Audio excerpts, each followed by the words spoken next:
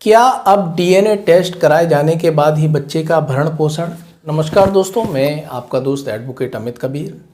साथियों, आज हम एक महत्वपूर्ण लीगल टॉपिक पर बात करने वाले हैं। आज हम बात करने वाले हैं, अभी हाल ही में इलाहाबाद हाई कोर्ट से एक महत्वपूर्ण फैसला आया है, जिसमें कि यहाँ जो फैमिली कोर्ट का आदेश था, फैमिली कोर्ट ने पति के दोबारा यहाँ डीएनए टेस्ट कराए जाने की जो मांग की गई थी, उसकी याचिका को खारिज कर दिया। और यहाँ बच्ची के पक्ष में, ठीक है, बच्ची जो पति कह रहा था कि ये मेरी बच्ची नहीं है, उसके पक्ष में यहाँ पर 6,000 रुपये बच्ची को भरण पोषण दिए जाने का आदेश दिया गया। तो दोस्तों, आज हम यही समझेंगे कि किन परिस्थितियों में यहाँ पर जो पति के द्वारा डीएनए टेस्ट कराए जाने की मांग की जाती है, ठीक है, बच्चे के भरण पोषण के संबंध में, तो ये कब यहाँ पर मंजूर की जानी चाहिए। हाल ही में इलाहाबाद हाई कोर्ट ने एक महत्वपूर्ण फैसला दिया है। मामला बच्चे के भरण पोषण के दावे से जुड़ा था, जहां पति ने कहा कि ये बच्चा उसका नहीं है और कर दी डीएनए टेस्ट कराए जाने की मांग।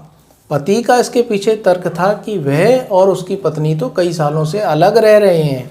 उसकी पत्नी सन 2000 से उससे अलग होकर किसी अन्य व्यक्ति के साथ रह रही है, और जिस बच्ची के भरण पोषण की बात की जा रही है उसका जन्म तो 2011 में हुआ है, तो वो उसकी बच्ची कैसे हो सकती है। लेकिन फैमिली कोर्ट यहाँ पर पति के तर्कों से संतुष्ट नहीं हुई और फैमिली कोर्ट ने उसके डीएनए टेस्ट कराए जाने की मांग को यहाँ खारिज कर दिया और बच्ची को हर महीने 6,000 रुपये भरण पोषण देने का उसे आदेश दिया गया। पति फैमिली कोर्ट के इस आदेश के विरुद्ध पहुंचा हाई कोर्ट, ठीक है, वो इस आदेश से पीड़ित था, इसीलिए वो इस आदेश के विरुद्ध पहुंचा हाई कोर्ट। हाई कोर्ट ने दोनों पक्षों को सुना और स्पष्ट कहा कि पिता और बच्ची दोनों को ये जानने का पूर्ण अधिकार है कि उनके बीच यहाँ बाप बेटी का जैविक संबंध है भी या नहीं, क्योंकि यदि ये बात पता नहीं चलती तो ये बात जीवन भर उन दोनों को परेशान करती रहेगी और वे समाज में अपना जीवन ठीक से नहीं जी पाएंगे।